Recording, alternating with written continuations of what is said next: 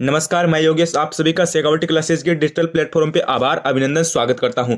तो एक बार फिर से मैं आपके बीच में हाईकोर्ट एलडीसी की इंपॉर्टेंट क्लास लेकर आ चुके हैं। आप सभी को पता है कि सिक्योरिटी क्लासेस पे आपको हाईकोर्ट एलडीसी की जो क्लास है वो रेगुलर मिल रही है। तो एक बार फिर से मैं आपके बीच में क्लास लेकर आए हैं। अगर आपने अभी तक सिक्योरिटी क्लासेस को सब्सक्राइब नहीं कर रखा है तो आप सभी सिक्योरिटी क्लासेस को सब्सक्राइब कर लीजिए, क्योंकि सिक्योरिटी क्लासेस पे आपको हाईकोर्ट एलडीसी की important class, model paper, important question, वो आपकी इंग्लिश की क्लास, जीके की क्लास, करंट अफेयर की क्लास और हिंदी की क्लास, ये सभी क्लास आपको सिक्योरिटी क्लासेस पे मिलेगी। तो मेरा एक आप सभी से निवेदन रहेगा कि प्लीज आप सभी चैनल को सब्सक्राइब कर देना, ठीक है, और नोटिफिकेशन बेल को भी ऑन करना मत भूलिए, जिससे क्या होगा कि हमारी न्यू क्लास आएगी तो आपको सबसे पहला पता चल जाएगा, ठीक है। इसलिए आप नोटिफिकेशन बेल को भी ऑन कर लेना।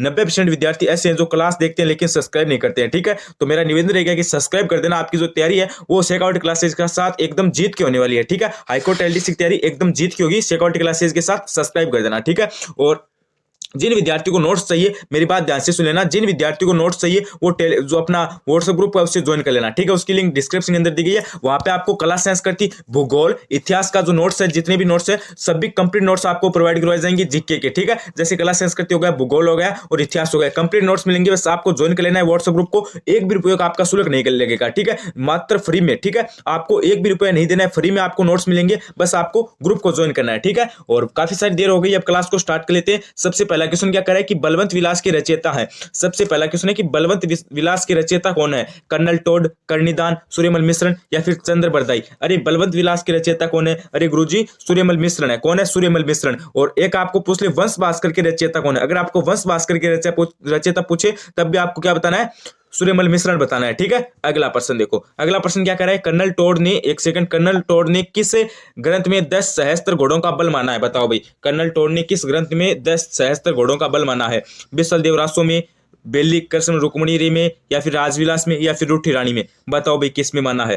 तो क्वेश्चन नंबर आपका ये जो सेकंड है इसमें कौन सा हो जाएगा? अरे गुरुजी इसमें आपका ऑप्शन नंबर बी हो जाएगा, यानी बेली कृष्ण रुक्मणी है उसके अंदर मानना है। उसके बाद देखिए आपका क्वेश्चन क्या करे, जगत शिरोमणि का मंदिर राजस्थान में कहां पर स्थित है? वेरी इंपॉर्टेंट क्वेश्चन है। जगत शिरोमणि का मंदिर राजस्थान में कहां पर है? जयपुर के अंदर है, आमेर के अंदर है, अजमेर के अंदर है या फिर पुष्कर के अंदर है? अरे जगत शिरोमणि का मंदिर कहां पर हो जाएगा? ये आपका गुरुजी आमेर के अंदर हो जाएगा। कहां पर है? आमेर के अंदर है, ठीक है। ऑप्शन नंबर बी को लॉक कर देना। अगला प्रश्न देखो, अगला प्रश्न आपका क्या करे कि मेवाड़ के शासक एकलिंग जी को अपना इष्ट देव एवं स्वयं को उनका दिव्यान मानते हुए इनका मंदिर कहां पर है? बताओ भाई, एकलिंग जी का जो मंदिर है वो कहां पर है, हमें ये बताना है। तो चार ऑप्शन आपको दिए गए हैं। तो इसमें एक तो है उदयपुर, एक है बीकानेर, एक है जोधपुर, एक है कोटा। तो इनका मंदिर आपको पता है कहां पर हो जाएगा गुरुजी? इनका मंदिर हो जाएगा आपका उदयपुर के अंदर। कहां पर है? उदयपुर के अंदर है। उसके बाद देखो आपका नेक्स्ट नंबर क्वेश्चन है कि पुस्तक प्रकाश संग्रहालय है, वेरी इंपॉर्टेंट क्वेश्चन है, पुस्तक प्रकाश संग्रहालय है कहां पर है? बताओ भाई, अजमेर के अंदर है, जैसलमेर के अंदर है, उदयपुर के अंदर है या फिर जोधपुर के अंदर है? अरे पुस्तक प्रकाश संग्रहालय कहां पर हो जाएगा गुरुजी? अजमेर के अंदर हो जाएगा। कहां पर हो जाएगा? अजमेर के अंदर हो जाएगा। अगर आपको पूछ ले संग्रिया संग्रहालय कहां पे है, तब आपको क्या बताना है? हनुमानगढ़ बताना है। और अगर आपको पूछ ले कि जो पोथिकाना संग्रहालय कहां पर है, तब आपको जयपुर बताना है, ठीक है। एकदम डिटेल से पढ़ाऊंगा आपको, ठीक है, बस आपको घबराना नहीं है, एकदम अच्छी तैयारी होगी आपकी, ठीक है। उसके बाद देखो ढोल नृत्य प्रसिद्ध है, बताओ भाई ढोल नृत्य कहां का प्रसिद्ध है? चार ऑप्शन आपको दिए गए हैं, एक तो है जालोर का, एक है झालावाड़ का, एक जगह है चूरू का, एक है टोंक का। तो देखो ढोल नृत्य वो आपको बताना है कहां का प्रसिद्ध है। तो ढोल नृत्य आपका कहां का प्रसिद्ध हो जाएगा? तो इसमें आपका हो जाएगा गुरुजी ऑप्शन नंबर ए, यानी जालोर का है, ठीक है। जालोर का है ढोल नृत्य। अगर आपको पूछ ले जो आपका गिंधड़ नृत्य है वो कहां का प्रसिद्ध है, अगर आपको पूछ ले गिंधड़ नृत्य पूछ ले तो वो आपका कहां क्या हो जाएगा? वो आपका शेखावाटी क्षेत्र का हो जाएगा। शेखावाटी के अंदर चूरू, सीकर, झुंझुनू इन जिलों का प्रसिद्ध हो जाएगा। और आपको पूछ ले कि गिंधड़ नृत्य किस अवसर पर किया जाता है, तब आपको बताना है होली पे, ठीक है। गिंधड़ नृत्य किस अवसर पे किया जाता है? होली पे किया जाता है, ये भी बात आपको ध्यान रखनी है। उसके बाद देखिए पणहारी नृत्य एक महिला प्रधान नृत्य है, ये किया जाता है। देखो पणहारी नृत्य, ये थोड़ा सा इंपॉर्टेंट स्टार लगा लेना, ठीक है। पणहारी नृत्य किया जाता है कंजर जाति द्वारा, कालबेलियों द्वारा, भिल्लों द्वारा या फिर ग्रासियों द्वारा? अरे पणहारी नृत्य किया जाता है आपका कालबेलियों के द्वारा, ठीक है। ऑप्शन नंबर बी को लॉक कर देना। पणहारी नृत्य किसके द्वारा किया जाता है? कालबेलियों के द्वारा किया जाता है। उसके बाद देखो निम्न में से कौन सा वाद कौन सा वाद्य यंत्र घनवाद है? अभी बताओ भी, निम्न में से कौन सा वाद्य यंत्र घनवाद है? मंजीरा, झांझ, करताल या फिर ये सभी? तो इसमें आपका हो जाएगा ये सभी है। ये क्या है? घनवाद्य यंत्र है, ठीक है। अगला प्रश्न देखो, अगला कि देवनारायण जी की फड़ में कौन सा वाद्य यंत्र उपयोग में आता है? बताओ भाई, आप सभी को पता है जो देवनारायण जी की जो फड़ है वो सबसे बड़ी फड़ मानी गई है, ठीक है। और देवनारायण जी का जो जन्म है वो आपको पता है कहां पर हुआ? भीलवाड़ा के अंदर हुआ, भीलवाड़ा आसीन के अंदर इनका जन्म हुआ था, आपको पता भी है। और इनकी जो फड़ है वो सबसे लोकप्रिय है, ठीक है। और सबसे प्राचीन फड़ है। अभी क्या पूछा है कि जो देवनागरी जी की जो फड़ है उनका जो फड़ है, ठीक है, उसमें कौन से वाद्य यंत्र का प्रयोग होता है या फिर उपयोग में आता है, ठीक है, कौन सा वाद्य यंत्र उपयोग में आता है। तो इसमें चार ऑप्शन दिए गए हैं। तो देखो इसमें आपका सारंगी नहीं होगा, इकतारा भी नहीं होगा, सुरिंदा भी नहीं होगा, इसमें आपका जंत्र होगा। कौन सा होगा? जंत्र होगा। उसके बाद देखो रक्षाबंधन का त्योहार किस महीने में आता है बताओ भाई, रक्षाबंधन का त्योहार किस महीने में आता है? भादवे के अंदर आता है, सावन के अंदर आता है, बैसाख के अंदर आता है, या फिर जेठ के अंदर आता है? तो रक्षाबंधन का त्योहार आपको पता है किसके अंदर आता है? अरे गुरुजी, रक्षाबंधन का त्योहार आ जाएगा आपका किसके अंदर? सावन के अंदर, ठीक है, सावन के अंदर। और गोगा जी का मेला आपको पता है कब लगता है? भादवे के अंदर लगता है। ये भी बात आपको ध्यान रखनी है। उसके बाद देखिए, उसके बाद आपका क्वेश्चन क्या है कि विवाह के अवसर पर कन्या पक्ष द्वारा दूसरे दिन दिया जाने वाला सामूहिक भोज क्या है? तो इसमें चार ऑप्शन आपको दिए गए हैं।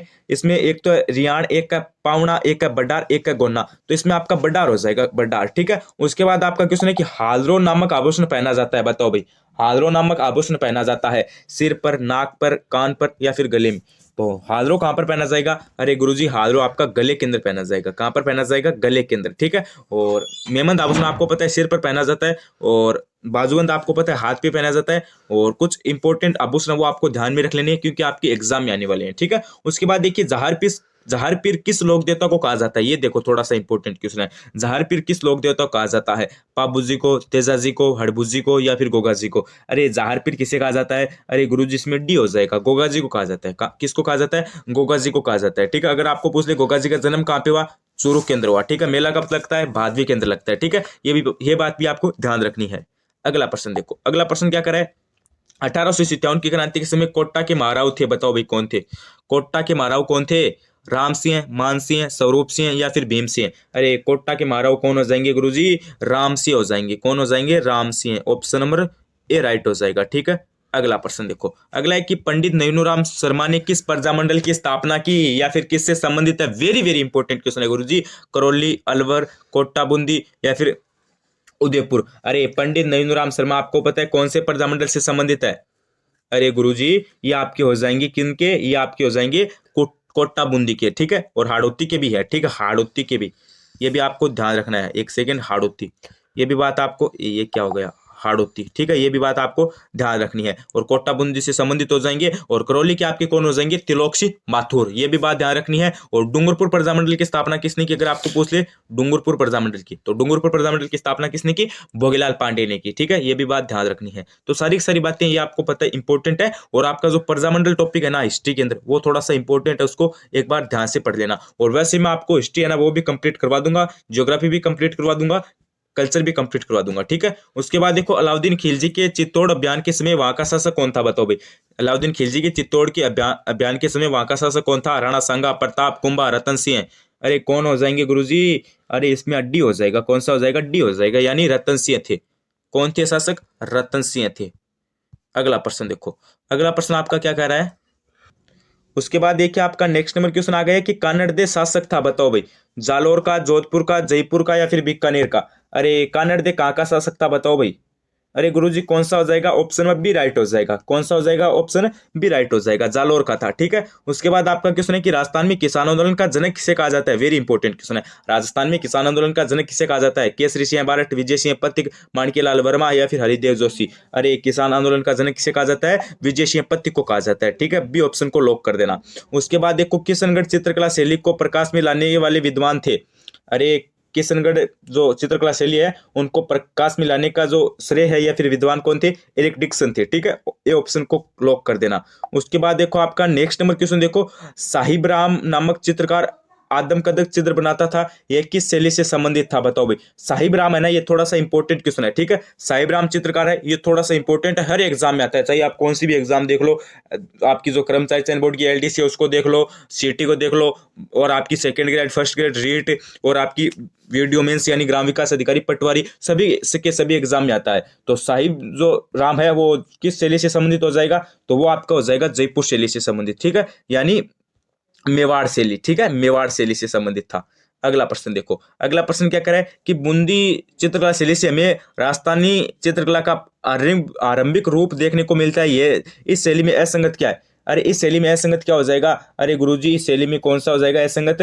ऑप्शन नंबर ए ही हो जाएगा, यानी इसका सबसे प्रसिद्ध चित्र मुम्मल था। अरे मुम्मल नहीं था, मुम्मल नहीं था इसका प्रसिद्ध चित्र, ठीक है। और बाकी जो ये आपके तीनों है ना, ये कथन तो सही है, ठीक है, ये तो सही है। मुम्मल मुझे बताना किसका प्रसिद्ध चित्र था, ठीक है। मुम्मल ये किसका प्रसिद्ध चित्र था, मुझे कमेंट करके बताना, ठीक है। मुझे भी उसके बाद आपका नेक्स्ट नंबर क्वेश्चन क्या है कि जगनिवास एवं जगमंदिर महल किस शहर की शोभा है? बताओ भाई, जगमंदिर जो महल है वो किस शहर की शोभा है? जगनिवास एवं जगमंदिर महल है वो किस शहर की शोभा है? तो इसमें आपका हो जाएगा गुरुजी डी, यानी उदयपुर की है, ठीक है। अलवर भी नहीं होगा, अजमेर भी नहीं होगा, जयपुर भी नहीं होगा, ठीक है। उसके बाद देखो आपका क्वेश्चन क्या करे कि निम्न में से कौन सी रचना दलपति विजय की है? दलपति की विजय की रचना बतानी है कौन सी है? पग फेरो, खुमार रसो, गहर प्रकाश या फिर पृथ्वीराज विलास? अरे दलपति विजय की रचना कौन सी है गुरुजी? इसमें भी हो जाएगा खुमान रासो। कौन सी है? खुमान रासो। अगला प्रश्न देखो,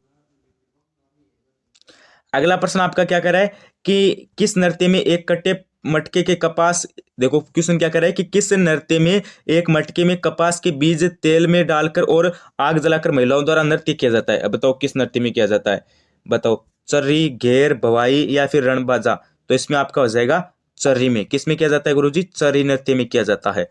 अगला प्रश्न देखो, अगला प्रश्न आपका क्या कर रहा है कि करमेती, हाँ अगला प्रश्न आपका क्या कर रहा है कि करमेती नामक महिलाएं के पति को सर्प खा गया और वह सती हो गई, जो प्रसिद्ध थी वो प्रसिद्ध थी, बताओ भाई कौन थी?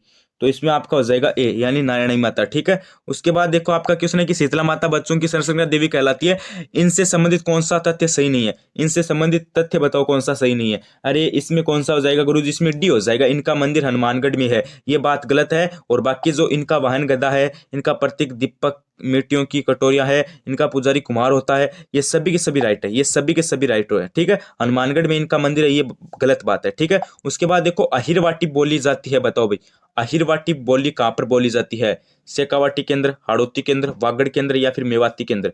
अरे अहिरवाटी बोली कहाँ पर बोली जाती है गुरुजी? अठ्ठंतर में आपका क्या हो जाएगा? डी हो जाएगा, मेवाती केंद्र बोली जाती है। कहाँ पर? मेवाती। कौन सा जिला आता है मेवाती केंद्र? अलवर। अहिरवाटी कहाँ पर बोली जाती है? अलवर केंद्र। अगला प्रश्न देखो, अगला एक राजस्थान उच्च न्यायालय की खंडपीठ स्थापित है, ये देखो ये इंपॉर्टेंट है, हाईकोर्ट एलडीसी की एग्जाम में आने के लायक इंपॉर्टेंट क्वेश्चन है। राजस्थान उच्च न्यायालय की खंडपीठ स्थापित है जोधपुर, अजमेर, जयपुर, अलवर? अरे कहाँ पर है गुरुजी खंडपीठ? है ये आपकी जयपुर केंद्र है। कहाँ पर है? जयपुर केंद्र। उसके बाद आपका क्वेश्चन है कि राजस्थान में सबसे बड़ा विधानसभा क्षेत्र कौन सा है? क्षेत्रफल की दृष्टि से बताना है कौन सा है? जयपुर है, भरतपुर है, नागौर है, जैसलमेर है? अरे कौन सा है गुरुजी? इसमें आपका हो जाएगा डी, जैसलमेर है, ठीक है। क्षेत्रफल की दृष्टि से तो जैसलमेर है, ठीक है, और जनसंख्या की दृष्टि से शायद जयपुर है, ठीक है। और सर्वाधिक विधानसभा सीटें वो भी आपकी जयपुर केंद्र है। उसके बाद देखो जयपुर नगर की स्थापना कब हुई ये बताना है। अरे जयपुर नगर की स्थापना कब हुई? 18 नवंबर 1727 को, 18 नवंबर 1727 को हुई। किसने की? स्वाई जयसिंह ने की, ठीक है। किसने की? स्वाई जयसिंह ने की। अगला प्रश्न देखो, अगला प्रश्न देखिए, अगला प्रश्न क्या है कि श्रीपंथ किसका प्राचीन नाम था? बताओ भाई श्रीपंथ है वो किसका प्राचीन नाम था? धौलपुर, हनुमानगढ़, प्रतापगढ़, बयाना? अरे श्रीपंथ किसका प्राचीन नाम था?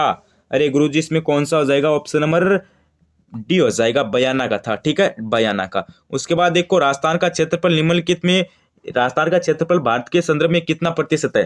तो राजस्थान का आपको पता है 10.41 है, ठीक है, 10.41। और क्षेत्रफल की दृष्टि से राजस्थान सबसे बड़ा आपका राज्य भी है, ठीक है, वो भी बात ध्यान रखनी है। अगला प्रश्न देखो, तो अगला क्वेश्चन क्या कर रहा है कि राज्य में सबसे ऊंची झील कौन सी है? ये देखो थोड़ा सा इंपॉर्टेंट क्वेश्चन है, ठीक है।